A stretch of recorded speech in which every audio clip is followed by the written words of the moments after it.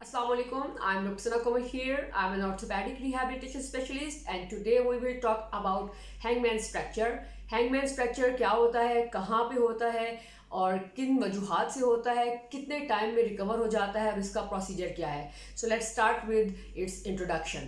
सो hangman fracture actually एक fracture है जो हमारे नेक में होता है. नेक की जो सेकेंड वर्टिब्रा है जिसको हम एक्सिस कहते हैं, एक राउंड सा बोन है जिसके दोनों साइड्स पर फ्रैक्चर हो जाता है और इसके नाम से जाहिर होता है कि हैंग्समैन फ्रैक्चर है, हैंग होने से होता है. लेकिन हैंग होने से ये फ्रैक्चर सिर्फ उन लोगों में होता है जो कैदी हैं, जिनको हम फांसी देते हैं तो उनका ये बोन टूट जाता है. लेकिन इसके अलावा हमारे पास जो पेशेंट्स आते हैं उनमें बहुत सारे ऐसे पेशेंट जिनको कोई कार एक्सीडेंट होता है, विप्लैश इंजरी होती है जिसमें आपका हेड डाउन जाता है और बैकवर्ड मूव करता है, या वो वाले सब पेशेंट्स जिनका हाइपर एक्सटेंशन हो जाती है और लाइक उनका हेड पीछे की तरफ जाता है और यहाँ पे फोर्स लगती है, तो आपका जो नेक की सेकंड बोन है उसके साइड्स पे फ्रैक्चर, दोनों साइड से फ्रैक्चर हो जाती है.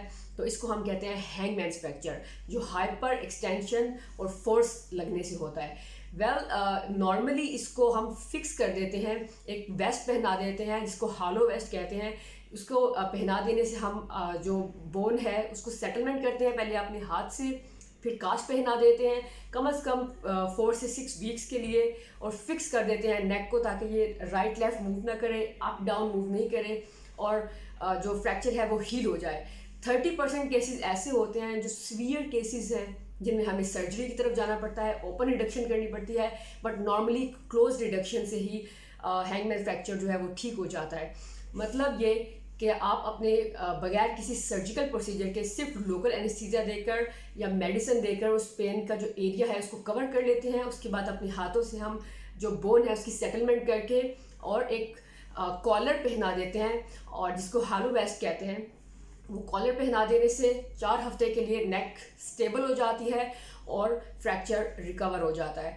अब इसके साइन एंड सिम्टम्स क्या हैं, कैसे पता चलेगा कि हमारे पास जो पेशेंट आया उसको हैंगमैन फ्रैक्चर है. First of all is the history. आपको पेशेंट हिस्ट्री देगा कि या तो उसका कोई एक्सीडेंट हुआ, कोई ट्रॉमा हुआ, या उसने हाइपर एक्सटेंड किया, अपनी नेक को बहुत ज़्यादा बैकवर्ड पुश किया और उसके ऊपर प्रेशर लगा. एट टाइम्स स्कूल में या किसी प्लेइंग गेम में स्टूडेंट्स जब एक दूसरे से हिट करते हैं या teachers at times patient students को सामने से पुश करते हैं तो बच्चों को हैंगमैन फ्रैक्चर ज़्यादा हो जाता है. सो इसलिए हमेशा जब जो टीचर्स हैं उनसे रिक्वेस्ट है कि अगर आपने कोई सज़ा देनी है तो बच्चों को फ्रंट से कभी बैकवर्ड पुश नहीं करें या सर के ऊपर से प्रेशर नहीं लगाएं. ये दोनों चीज़ें हैंगमैन फ्रैक्चर कॉज करती हैं. सो हैंगमैन फ्रैक्चर को हम एक तो हिस्ट्री से कवर अप कर लेते हैं, हमें उससे रूल आउट कर लेते हैं.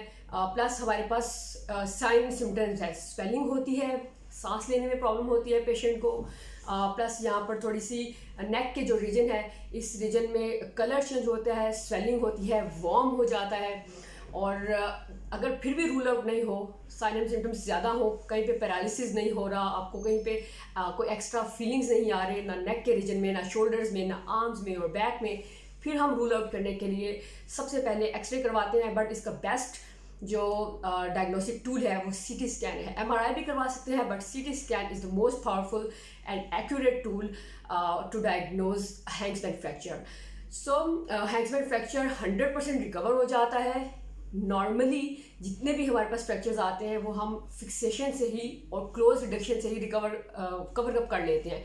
लेकिन कुछ ऐसे केसेस जो स्पेशल केसेस हैं जिसमें फ्रैक्चर ज़्यादा हो जाता है और उसकी डिस्प्लेसमेंट इतनी होती है कि वो आपके स्पाइनल कॉर्ड के ऊपर प्रेशर करता है और पेशेंट को पैरालिसिस होता है. डिफरेंट उनको जैसे उनके ईयर्स में प्रॉब्लम आती है, विजन का प्रॉब्लम आता है, और अगर ये रिकवर ना किया जाए तो पेशेंट डेथ की तरफ चला जाता है. सो ऐसी कंडीशन जो सीवियर एमरजेंसी कंडीशन है उसमें हम ओपन रिडक्शन करते हैं और सर्जरी करते हैं. जो सर्जिकल प्रोसीजर्स हैं उनमें नेल्स लगते हैं, छोटी सी स्पाइन है लेकिन इस पर भी नेल्स लगते हैं, प्लेटिंग होती है और इसी तरह स्क्रूज लगाकर रिकवर किया जाता है, फिक्स किया जाता है.